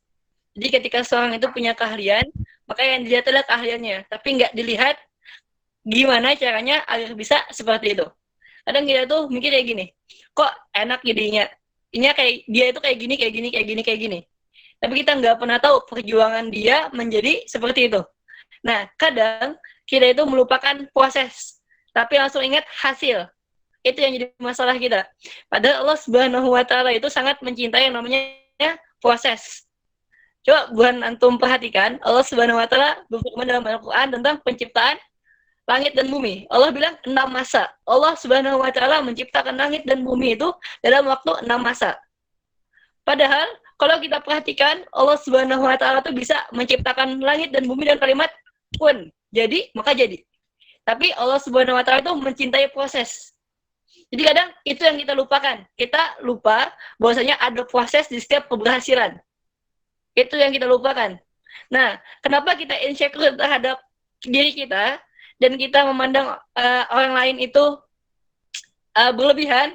Karena kita itu minder duluan. Kita itu nggak tahu potensi apa yang kita miliki, menjadikan kita ketika melihat orang lain punya potensi, kita malah minder. Kenapa? Karena kita nggak paham potensi apa yang kita miliki. Makanya salah satu bentuk supaya kita itu nggak minder sama orang lain, maka gali potensi kita. Kita harus tahu mana potensi kita, yang mana kekurangan kita. Jadi kata Rasulullah, kata sebuah riwayat kan dikatakan, barang siapa yang mengenal dirinya, maka dia akan mengenal Rabb-nya. Maka kenali diri kita. Kita harus kenal kayak gimana kita harus kenal apa kelebihan kita, apa kekurangan kita. Karena nggak mungkin seseorang itu diciptakan Allah sempurna. Pasti punya kelebihan, pasti punya kekurangan. Nggak mungkin semua manusia itu spesial, nggak ada manusia itu yang nggak punya kekurangan sama sekali. Bahkan para sahabat pun yang dekat dengan Rasulullah pun punya kelebihannya masing-masing. Kita tahu kan kayak gimana Utsman bin Affan dengan kedermawanannya dan kemaluannya. Habis itu Umar bin Khattab dengan pemberaninya, Abu Bakar As-Siddiq dengan kita dermawannya, Ali bin Abi Thalib dengan kecerdasannya. Itu menjadi satu kelebihan. Jadi kita tuh nggak bisa ngelihat, coba minta sebutkan satu aja sahabat Nabi yang sempurna. Maka nggak ada. Mereka punya kelebihan masing-masing di bidang masing-masing. Khalid bin Walid, panglima perang. Jadi mereka itu, radhiyallahu anhum, para sahabat radhiyallahu anhum, semoga Allah Subhanahu wa Ta'ala meridhoi mereka itu punya kelebihan masing-masing. Nah, yang kita lupakan itu adalah proses itu. Jadi gimana caranya kita ngontrol diri, maka kita harus ingat bahwasanya kita juga punya kelebihan. Jadi jangan memandang seorang itu sempurna, enggak. Tapi satu hal sebenarnya bagus sih ketika kita memandang kita tuh nggak punya potensi. Tapi jadi kita bisa meningkatkan potensi terlebih dan lebih lagi. Jadi merasa kurang itu perlu juga, tapi yang jadi masalah harus ada batasan, jangan sampai kita berputus asa. Intinya kayak gitu. Sekian. Alhamdulillah, syukran Kang atas penjelasannya. Jadi ya Kang, setiap insan itu diciptakan mempunyai kelebihannya dan keunggulannya masing-masing. Nah, namun mungkin yang buat kita minder itu karena kita belum dapat menggali potensi diri kita yang sesuai. Jadi ketika kita ngeliat orang lain nih, kita merasa minder dengan orang lain yang mungkin lebih. Padahal kita juga punya potensi tersendiri, tapi mungkin belum kita gali dengan betul-betul ya Kang. Iya, betul sekali, insya Allah. Alhamdulillah. Buat Anissa Fitri, apakah penjelasannya sudah jelas? Alhamdulillah bil khair. Nah, selanjutnya Kang ada pertanyaan dari Akhi Azril Fahrial Ciputra kepada Azril, silahkan. Ya, tes. Ya, Assalamualaikum warahmatullahi wabarakatuh. Waalaikumsalam warahmatullahi wabarakatuh. Ya, saya Azril Fahrial Ciputra. Sini saya ingin bertanya, bagaimana cara kita, misalkan nih, sahabat kita atau mungkin teman kita tuh sering curhat masalah keinsecurean dirinya seperti itu. Mungkin bukan insecure lagi ya, mungkin trauma lah, lebih ke trauma seperti itu. Jadi kayak kita tuh bagaimana untuk menempatkan diri seperti itu. Ya mungkin itu saja dari Ana. Sekian, terima kasih. Wassalamualaikum warahmatullahi wabarakatuh. Afan, sekalian nanya, Nak. Maksud antum menempatkan diri itu kita menasehatinya kah atau kayak gimana sih? Anak kurang paham nih pertanyaannya. Ya. Maksudnya ya lebih ya menasehati maksudnya seperti itu. Oke, insyaallah dijawab. Oke, Nam. Menjawablah, Masya Allah, pertanyaan luar biasa. Gimana ketika ada saudara kita atau kawan kita yang mengalami insecure kayak gitu. Terus kita nasihati, ya lo. Sebenarnya cara apa sih namanya lah? Menasihati itu kan ada dua aspek sebenarnya. Ada bilhal wa bilisan, dengan ucapan dan dengan perbuatan. Ketika kita menunjukkan suatu hal kebaikan dengan lisan, maka kita harus ikuti dengan perbuatan. Kenapa? Karena kalau kita perhatikan dakwahnya Rasulullah itu dengan dua hal ini, dengan lisan dan juga dengan hal, dengan amal. Karena kita menasihati seseorang, maka yang harus kita pahami itu adalah cara kita menasihati. Jadi jangan sampai ketika kita menasihati malah salah dalam menasihati. Banyak orang yang nasihati tapi salah dalam menasihati. Jadi ketika dia menasihati malah menyinggung perasaan seseorang. Jadi ketika kita menasihati seseorang, usahakan nasihatnya pelan-pelan. Oke, gimana caranya supaya menghilangkan rasa itu? Ya udah, sampaikan bahwasanya Allah Subhanahu wa taala itu menyampaikan banyak hal yang Allah berikan kepada kita melebihi apa yang Allah nggak berikan kepada kita. Dan Allah lebih mengetahui mana yang baik dan mana yang buruk. Jadi yang harus kita sampaikan itu bahwasanya Allah Subhanahu wa taala itu memberikan kita segala sesuatu itu berdasarkan qadarnya, sudah ketetapan Allah Subhanahu wa taala. Bahwasanya itu adalah hal yang terbaik yang Allah berikan kepada kita. Gitu ah. Jadi ketika kita diminta nasihat, maka nasihatilah bahwasanya Allah Subhanahu wa taala telah menetapkan segala sesuatu itu berdasarkan ketetapan Allah, dan itu adalah hal yang paling baik bagi kita. Karena kita nggak tahu mana yang baik, apakah A atau B yang baik, tapi Allah Subhanahu wa taala lebih mengetahui mana yang lebih baik daripada untuk kita gitu. Sekian ah. Jazakallah khairan kasir, Kang. Alhamdulillah. Untuk Azril, apakah jawabannya sudah jelas?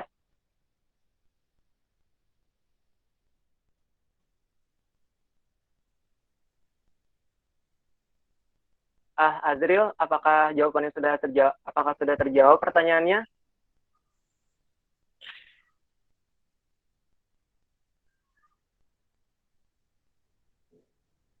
Alhamdulillah. Jelas. Alhamdulillah khair. Nah, selanjutnya Kang, ada lagi nih pertanyaan dari saudari kita, Nurjana. Assalamualaikum warahmatullahi wabarakatuh. Perkenalkan, nama Ulun Nurjana dari Prodi Teknik Sipil. Izin bertanya, bagaimana cara kita untuk tetap istiqomah bersyukur walau di dalam keadaan hati kita pada saat itu sangat sakit, Kang? Karena ketika sakit hati tentu kita akan sangat sulit bersyukur. Demikian dari saya. Wassalamualaikum warahmatullahi wabarakatuh. Wah, gimana nih, Kang? Oke, jawabannya ada dalam surah Al-Ma'arij ayat 19 sampai ayat 20 sampai 24 yang membacakan tadi. Kan innal insana khuliqa halu'a wa idza massahu syarru jazua wa idza massahu khairu manu'a illal musallin. Kecuali orang yang salat, kata Allah. Jadi manusia itu dikasih sifat bakhil, kikir, dan juga sifat mengeluh. Illal musallin, kecuali orang yang salat. Alladzina hum an salatihim daimun. Orang-orang yang mendawamkan salatnya, maksudnya menjaga salatnya. Kalau kita perhatikan dalam surah Al-Maun, Allah bilang fawailul lil musallin, celakalah orang yang salat. Alladzina hum an salatihim sahun. Orang-orang yang mengakhirkan salatnya, atau orang-orang yang enggak menjaga salatnya. Maka sebenarnya sifat-sifat yang tercela yang kita miliki itu sebenarnya berasal dari diri kita sendiri. dan nggak ada pembentengan atau nggak ada hal yang bisa membentengi kita dari itu kecuali sholat. Makanya kata Allah, sholat itu penjaga dari perbuatan keji dan mungkar. Jadi apapun perbuatan itu yang bentuknya keji ataupun perbuatan yang bentuknya itu nggak baik, maka itu bisa dicegah melalui sholat. Dan tentunya yang harus kita perbaiki itu adalah sholat. Jadi awal dalam perbaikan itu adalah sholat. Kita memperbaiki sholat kita, karena bisa jadi pemahaman kita saat ini itu sama seperti pemahaman kita terhadap sholat saat kita SD. Nggak ada perubahan sama sekali. Kita nggak tahu mana sunnah ab'ad, mana sunnah syai'at. Mana yang menyebabkan ketinggalan yang menyebabkan kita sujud syahwi, yang mana enggak. Atau misalkan kita memahami bahwasanya sholat itu cuma sekadar memenuhi kewajiban kita. Maka yang harus kita pahami itu adalah memperbaiki sholat kita. Kenapa? Karena sholat itu menjadi fondasi utama kita menghilangkan sifat-sifat yang kayak gitu, kufur, nikmat, dan sebagainya. Dan dan kita harus paham bahwasanya sama kayak tadi, walaupun dalam hati, kita harus paham bahwasanya ketika kita ridho dengan ketetapannya Allah, kita ridho dengan apa yang Allah berikan, insya Allah segala sesuatu itu mudah, semuanya lapang, semuanya akan dilapangkan oleh Allah Subhanahu Wa Taala. Maka dalam surah Al-Insyirah itu apa sih? Itu menjadi satu doa sih sebenarnya, satu motivasi. Ketika Allah bilang apa? Alam nashrah laka sadrak. Ketika kita di lapangan oleh Allah Subhanahu Wa Taala. Apa sih? Benar. Ulun buka Quran benar lah. Supaya kada salah mengartikan.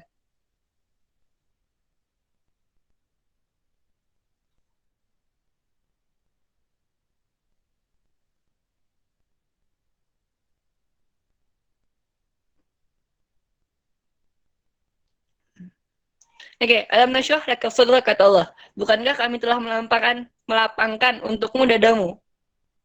Wa wada'na anka wizrak, dan kami telah menghilangkan kepadamu beban. Alladzi anqadha dhahrak, yang memberatkan punggungmu. Jadi sebenarnya Allah Subhanahu Wa Taala itu ngasih ujian kepada kita itu nggak pernah melebihi batas kemampuan kita. Pasti sesuai dengan kemampuan kita. Makanya kan dalam surah Al-Baqarah itu benarlah. Belum ini kada ingat nah. Kata Allah kan, Allah tidak membebani seseorang melainkan sesuai dengan kesanggupannya. Jadi apa yang Allah bebankan kepada kita, misalkan rasa sakit hati dan sebagainya, itu pasti bisa kita lewati. Dengan apa? Terus menjaga sholat kita, terus menjaga hubungan kita kepada Allah Subhanahu Wa Taala. Jadi kayak gitu. Jadi ketika hubungan kita itu putus terhadap Allah Subhanahu Wa Taala, maka penyakit-penyakit hati itu akan mudah datang. Sakit hati akan lebih mudah, sombong akan mudah, dan sebagainya, itu akan mudah merasuki hati kita. Dan itu akan membuat kita kufur terhadap nikmat Allah Subhanahu Wa Taala.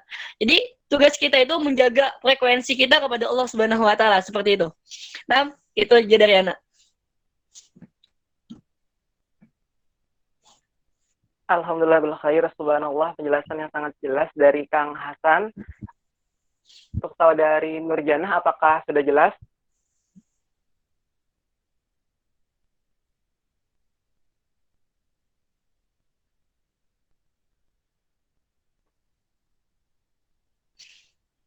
Alhamdulillahirrahmanirrahim. Selanjutnya Kang, lumayan banyak nih Kang pertanyaan yang masuk. Alhamdulillah. Pertanyaan selanjutnya Kang dari Halimatus Sa'diyah. Assalamualaikum Ustadz. Perkenalkan, nama saya Halimatus Sa'diyah. Izin bertanya, bagaimana seorang muslim menyikapi perihal takdir yang sudah ditetapkan dan tidak sesuai ekspektasi? Dan apakah ada hubungannya ikhlas dengan bersyukur? Ustadz, jazakillah khairan katsir. Ya, Masya Allah. Langsung ambil ke topik pembahasan yang paling ujung lah. Apakah ada hubungan antara ikhlas dan bersyukur? Jawabannya ada. Kenapa? Karena yang namanya ikhlas itu adalah menyerahkan segala sesuatunya kepada Allah Subhanahu Wa Taala. Kita berserah diri hanya kepada Allah Subhanahu Wa Taala. Kita paham bahwasanya nggak mungkin kita sungguhnya Allah Subhanahu Wa Taala itu mengatur semua apa yang terjadi di langit dan di bumi. Bahkan peredaran orbit pun, pergantian siang dan malam, itu atas izin Allah Subhanahu Wa Taala dan atas pengaturannya Allah. Jika Allah Subhanahu Wa Taala bisa mengatur hal serumit itu, jika nih seandainya bulan itu terlalu dekat terhadap matahari, maka akan terbakar.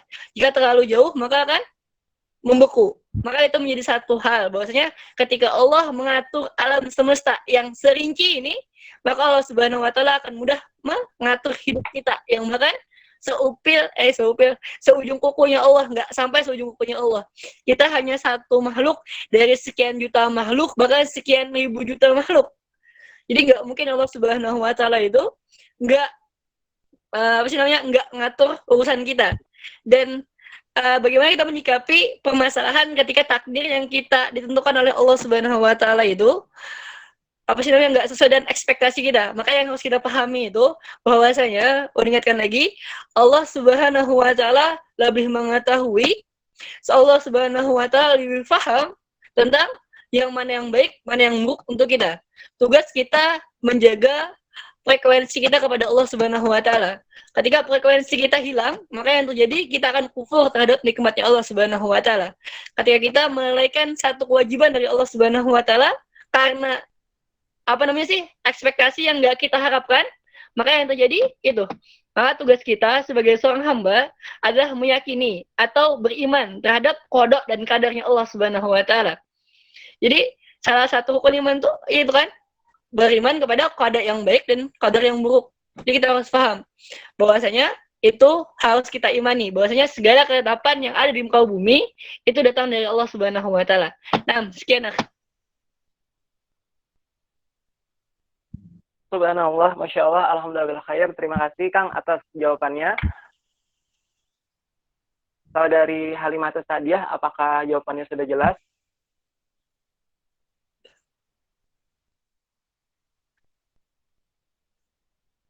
Alhamdulillah bil khair.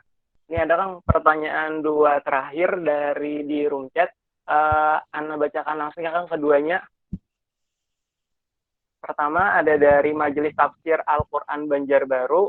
Assalamualaikum warahmatullahi wabarakatuh Kang. Masya Allah, sehat-sehat Kang. Ini mau nanya gimana cara numbuhin rasa percaya diri untuk nyampain kebaikan. Kadang kan sering tuh rasa insecure sama diri sendiri. Terus Kang ada pertanyaan dari Krisna Varian. Assalamualaikum warahmatullahi wabarakatuh Kang. Ingin bertanya, apakah rasa insecure ini merupakan suatu langkah kita untuk lebih bersyukur terhadap takdir Allah? Terima kasih. Wassalamualaikum warahmatullahi wabarakatuh. Nah, gimana Kang penjelasannya? Oke, menjawab yang pertama dulu. Gimana cara kita menumbuhkan rasa percaya diri kita untuk menyampaikan kebaikan?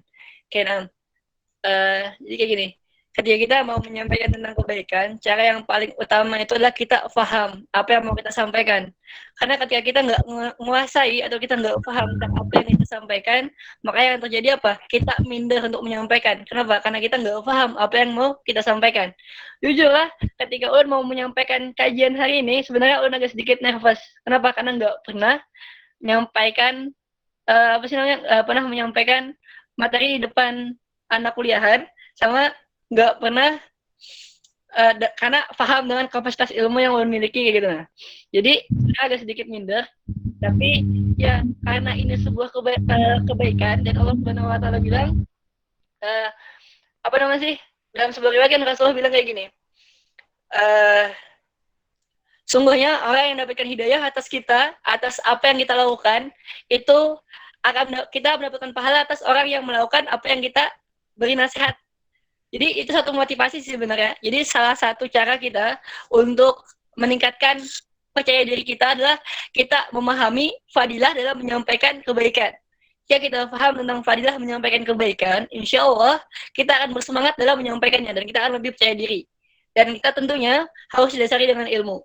Jadi ketika kita ingin menyampaikan sesuatu, maka kita perlu belajar sebelum menyampaikan.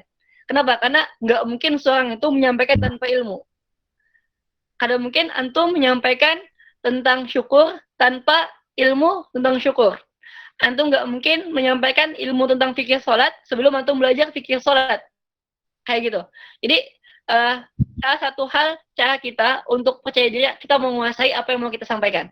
Itu yang pertama. Yang kedua, pertanyaan selanjutnya tentang apakah insecure ini merupakan satu langkah kita untuk lebih bersyukur. Nah, ketika kita paham, sebenarnya tergantung sih sebenarnya. Kalau orang itu bisa mengimplementasikan rasa insecure itu menjadi bersyukur, itu menjadi luar biasa. Tapi ketika seseorang itu nggak bisa menjadikan insecure menjadi bersyukur, maka dia akan menjadi kufur. Kayak gitu. Ketika kita memahami kekurangan kita, tanpa kita sadari bahwasanya potensi kita lebih banyak, dan ketika kita nggak menjadikan insecure itu menjadi motivasi kita menjadi lebih baik dan lebih baik lagi, maka yang terjadi akan kufur. Tapi ketika kita mengimplementasikannya dalam kehidupan kita sehari-hari, menjadikan itu motivasi kita menjadi lebih baik, maka itu menjadi bentuk bersyukur, kayak gitu. Nah, jadi nasihat ulun untuk diri ulun pribadi dan kita semua, jangan lupa bersyukur, dan kita harus paham bahwasanya nikmat Allah Subhanahu wa taala tuh lebih banyak daripada yang kita perkirakan, yang nggak bisa kita hitung. Bahkan dalam dari Al-Quran pun dijelaskan kan, kita nggak akan pernah bisa menghitung nikmatnya Allah Subhanahu wa taala. Kenapa? Karena sangat banyaknya nikmat Allah Subhanahu wa taala diberikan kepada kita. Jadi salah satu bentuk kita bersyukur adalah kita insecure terhadap diri kita, bahwasanya kita ini sangat kurang ibadah kepada Allah. Kita minder sama Allah, bukan sama manusia lah. Kita boleh minder, tapi minder sama Allah. Kok umur segini belum hafal Quran? Kok umur segini bacaan masih terbata-bata? Kok umur segini ilmu agama masih sedikit? Kok umur segini sholat masih bolong-bolong? Kita boleh insecure terhadap diri kita. Kita boleh insecure terhadap Allah Subhanahu wa taala. Kita boleh minder terhadap Allah Subhanahu wa taala. Tapi jangan sampai kita minder terhadap manusia. Kenapa? Karena kita kadang menilai pandangan manusia. Ketika manusia memandang kita seperti ini, maka kita seperti itu. Jangan sampai. Padahal kan Allah Subhanahu wa taala, Rasulullah bilang apa? Innallaha la yanzur suwarikum. Allah itu enggak memandang wajah kita. Wa auladukum, dan harta kita, wa amwalukum, dan harta kita. Walakin yanzuru qulubikum wa amalukum, tapi Allah Subhanahu wa taala itu memandang hati kita dan amal kita. Nah, sekian dari Ana. Alhamdulillah, subhanallah, masya Allah. Terima kasih Kang atas jawabannya dan nasihatnya, terutama untuk Ana pribadi sangat luar biasa nasihatnya. Semoga bisa Ana terapkan juga dalam kehidupan sehari-hari dan untuk teman-teman semua. Buat kawan-kawan, apakah jawabannya sudah jelas?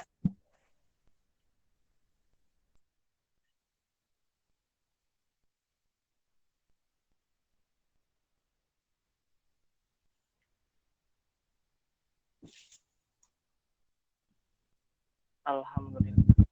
Selanjutnya, Kang, ada satu pertanyaan lagi yang masuk dari WhatsApp Ana pribadi, karena tadi yang bersangkutan berhalangan untuk menanyakan langsung karena masalah jaringan. Jadi Ana bacakan dulu, Kang, pertanyaannya. Pertanyaannya dari Muhammad Hafiz. Ingin bertanya, Kang, sebenarnya sedikit melenceng dari topik mungkin, tapi masih ada kaitannya dengan tema. Jadi Ana ini punya teman yang selama pandemi ini dia cukup berubah, dalam artian tidak seaktif dulu lagi, dalam artian di suatu organisasi kampus kami, Kang. Lalu saat saya tanya orangnya, ia bercerita kalau hal ini juga bukan kemauan dia, yang mana sebenarnya ia mengikuti semua kegiatan kampus itu memang sesuai keinginannya sendiri. Tapi satu hal yang ia sesali adalah tidak meminta izin orang tuanya dahulu yang sebenarnya kurang menyetujuinya, yang akhirnya mungkin memarahinya karena mungkin itu tanpa izin, yang akhirnya berakhir dengan dia merasa insecure di sini karena ia merasa kenapa orang lain dengan mudahnya boleh ikut ini itu sedangkan dia tidak, padahal umumnya yang terbilang dewasa tapi sudah cukup untuk menuntun hidupnya sendiri. Jadi yang saya tanyakan, bagaimana jika kasusnya ini insecure karena kemauan orang tua yang tidak sesuai dengan apa yang kita inginkan dalam hal ini melakukan sesuatu yang baik? Oke, nah paham. Kenapa Ana paham? Karena Ana pun pernah merasakan hal yang sama gitu. Ketika apalagi misalkan nih kita dalam satu organisasi kebaikan, maka kadang orang tua yang nggak paham dengan kita, nggak paham dengan apa yang kita lakukan, biasanya akan menjudge sesuatu itu nggak bagus ya gitu. Ana pernah merasakan satu hal yang kayak gini juga. Jadi salah satu caranya sebenarnya ketika kita insecure terhadap penilaian orang tua kita, sebenarnya tugas kita adalah membuktikan ketika kita ngikutin suatu hal, maka itu ada feedback yang baik untuk kita. ketika kita itu adalah kegiatan yang positif, maka kita kasih feedback yang positif pada orang tua. Dan itu yang Ulun rasakan sampai saat ini. Dan itu yang coba Ulun buktikan. Ulun yang dulunya yang kayak gini, Ulun buktikan kalau Ulun bisa berubah dan lebih baik. Dan akhirnya orang tua bisa nerima.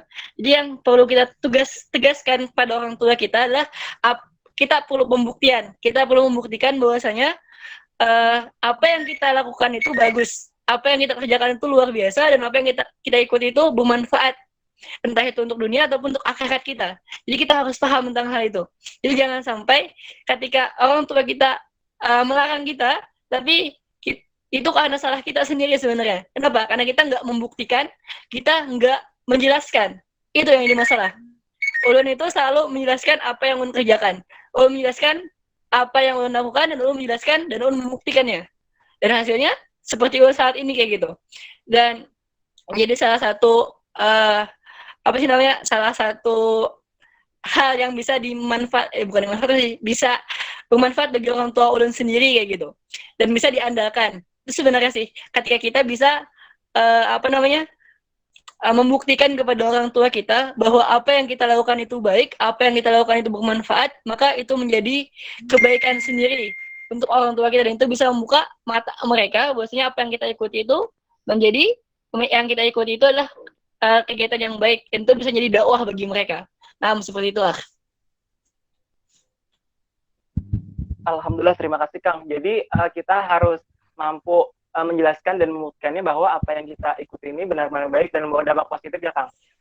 Alhamdulillah bil khair. Itu tadi pertanyaan terakhir Kang. Mungkin Kang, pertama-tama terima kasih banyak buat semua kawan-kawan yang sudah nanya nih sama Kang Hasan. Terus pokoknya ramai banget deh. Buat Kang Hasan, mungkin ada Kang dua patah kata, pesan atau nasihat buat kami semua Kang. Oke, sekali penutupan lah dari anak penutupan. Oke, satu nasihat untuk anak pribadi dan untuk kita semua. Allah Subhanahu wa Ta'ala berfirman dalam Al-Quran, kata Allah, sungguhnya Allah itu mengetahui apa yang kita ketahui, dan apapun ketetapan Allah Subhanahu wa Ta'ala yang Allah berikan kepada kita, itu adalah ketetapan yang paling baik, dan itu adalah ketetapan yang paling ketetapan yang gak mungkin Allah itu salah memilihkan ketetapan itu untuk kita. Apa yang Allah ketetapan kepada kita itulah ketetapan terbaik, dan itu adalah bentuk sayang Allah kepada kita. Jadi tugas kita bagi seorang hamba, maka bersyukurlah kepada Allah Subhanahu wa Ta'ala dengan hati kita, lisan kita, dan amal kita, dan buktikan kepada Allah Subhanahu wa Ta'ala kita pantas menjadi seorang hamba. Sekian dari anak. Subhanakallahumma bihamdika asyhadu an la ilaha illa anta astaghfiruka wa atubu ilaik. Da'wahum fiha subhanakallahumma wa tahiyyatuhum fiha salam wa akhiru da'wahum alhamdulillahirabbil alamin.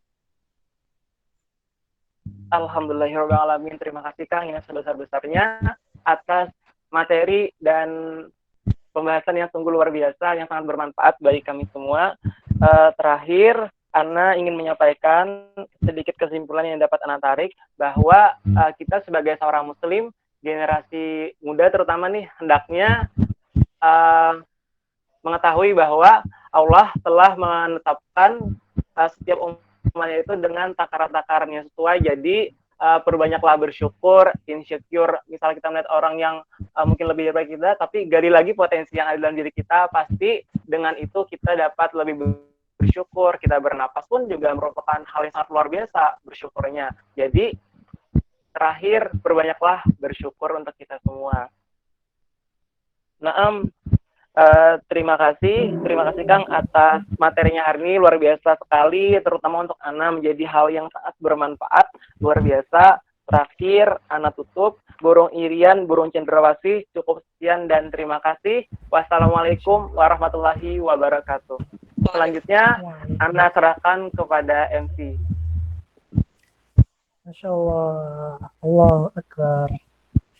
Jazakallahu khairan kepada moderator yang telah memandu acara pada sore hari ini, dan jazakallahu khairan kepada Kang Hasan selaku pemateri yang telah memberikan materi yang sangat luar biasa. Semoga kita semua mendapatkan keberkahan dan ilmu yang bermanfaat.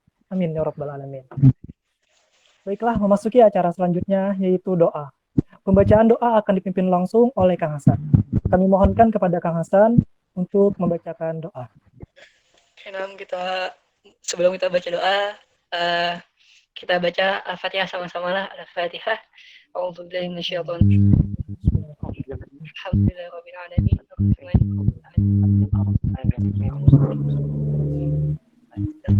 صراط الذين أنعمت عليهم غير المغضوب عليهم ولا الضالين آمين آمين آمين بسم الله الرحمن الرحيم الحمد لله رب العالمين اللهم صل على محمد عبدك ونبيك ورسولك نبي الأمي وعلى آله وصحبه وسلم تسليما عدد أحمد به علمك وطبه كلامك وأفضل كتابك وأفضل عمر وعثمان وعلي وإن الصحابة أجمعين والتابعين والتابعيهم بإحسان إلى يوم الدين اللهم اغفر لنا ذنوبنا وذنوب والدينا وارحمهم كما ربونا صغارا ولجميع المسلمين والمسلمات والمؤمنين والمؤمنات الأحياء منهم والأموات قريب مجيب دعوة وقضي الحاجات اللهم إنا نسألك سلامة في ديننا وعافية في جسدنا وزيادة في علمنا وبركة في رزقنا وتوبة قبل الموت ورحمة عند الموت ومغفرة بعد الموت اللهم حول علينا في سبيل الموت ربنا لا تزغ قلوبنا بعد إذ هديتنا وهب لنا من لدنك رحمة إنك أنت الوهاب اللهم إنك تعلم أن هذه القلوب قد اجتمعت على محبتك والتقت على طاعتك وتوحدت على دعوتك وتعاهدت على نصرة شريعتك فوثق اللهم رابطتها وعد مدها وذها سبلها وابقها بنتك الذي لا يخفى وجميع توكلك عليك ومن على شريط في سبيلك إنك نعم المولى ونعم النصير رضينا بالله ربا وبالإسلام دينا وبمحمد رسولا وبالقرآن يا أرحم الراحمين اللهم أعز الإسلام والمسلمين وأذل الشرك والمشركين ودمر أعداءك أعداء الدين اللهم انصر إخواننا المسلمين والمجاهدين والمستضعفين في كل بلاد المسلمين وفي كل مكان وفي كل زمن اللهم اشف مرضاهم وارحم موتاهم وتقبل شهداءهم برحمتك يا أرحم الراحمين ربنا تقبل منا صلاتنا وصيامنا وركوعنا وسجودنا وتخشعنا ربنا آتنا في الدنيا حسنة وفي الآخرة حسنة وقنا عذاب النار وصلى الله على سيدنا محمد النبي الأمي وعلى آله وصحبه وسلم سبحان ربك رب العزة عما يصفون وسلام على المرسلين والحمد لله رب العالمين. Ya Rabbil Alamin, amin, amin ya Allah ya Rabbil Alamin. Itulah tadi pembacaan doa, semoga kita semua mendapatkan keberkahan dan ilmu yang bermanfaat. Jazakallahu khairan katsiran sebesar-besarnya kepada Kang Hasan selaku pemateri dan jazakallahu khairan katsiran kepada Ahmad Cahyadi selaku moderator. Baiklah, dengan pembacaan doa tadi, maka kita telah berada di penghujung acara. Namun, sebelum menutup acara pada hari ini, kepada seluruh peserta yang berhadir pada sore hari ini, kami mohonkan untuk menyalakan kamera, karena akan diadakan sesi foto bersama secara virtual. Kepada seluruh peserta, kami persilakan. Dan dimohon kepada saudara Akh Aulia agar dapat mengkoordinir sesi foto. Terima kasih kepada Akhi Fikri. Selanjutnya kita akan melaksanakan sesi foto bersama kepada seluruh peserta yang ada di room agar menyalakan facecam masing-masing karena sebentar lagi kita akan melaksanakan sesi foto bersama. Oke, baiklah. Sesi foto bersama akan kita mulai dalam hitungan mundur 3, 2, 1. Sekali lagi 3, 2, 1. Baiklah, untuk sesi foto bersama kita telah selesai. Kepada seluruh peserta, bisa mematikan facecam kembali seperti awal. Selanjutnya, saya akan kembalikan kepada Akhi Fikri. Terima kasih banyak ya Allah kepada saudara Akh Aulia. Baiklah, setelah sesi foto bersama selesai, untuk menutup acara pada sore hari ini, marilah kita mengucapkan Alhamdulillah, hamdallah. Alhamdulillah, Alhamdulillah. Saya Muhammad Fikri Maulana, mewakili seluruh panitia, mengucapkan terima kasih dan mohon maaf atas segala kekurangannya dalam menyelenggarakan acara kajian online pada sore hari ini. Kami harap kita mendapatkan keberkahan dan dapat menerapkan ilmu yang telah didapat. Saya pribadi mohon maaf jikalau ada kata-kata salah selama memandu acara pada sore hari ini. Akhir kata kami ucapkan, usikum wa nafsi bitaqullah. Wabillahi taufiq wa hidayah. Wassalamualaikum warahmatullahi wabarakatuh.